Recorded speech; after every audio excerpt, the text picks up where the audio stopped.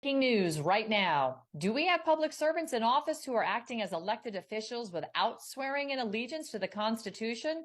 A writ of quo warranto has been filed in the U.S. Attorney's Office in Washington, D.C., stating that numerous oaths of office cannot be found on file for many of our federal public officials, including Vice President Kamala Harris and Secretary of Defense Lloyd Austin.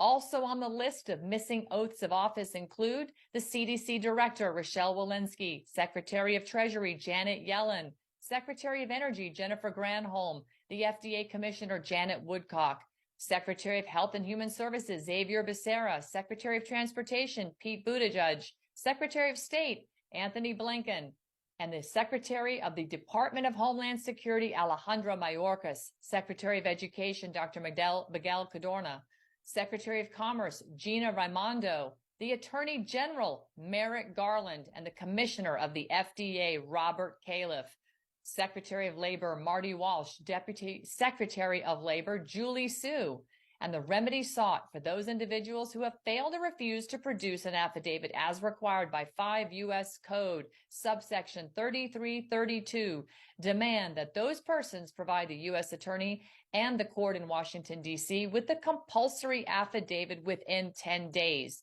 For those individuals who do not produce the affidavit within the 10 days and who have admitted that they do not possess the requisite affidavit, and those who have produced defective affidavits, they must immediately terminate their appointments or positions, render all official acts, bills, laws, regulations, or any official actions whatsoever, including the appointment of any subordinates, void ab initio, as well as replace and restore all proper and former office holders until competent replacements can be lawfully appointed.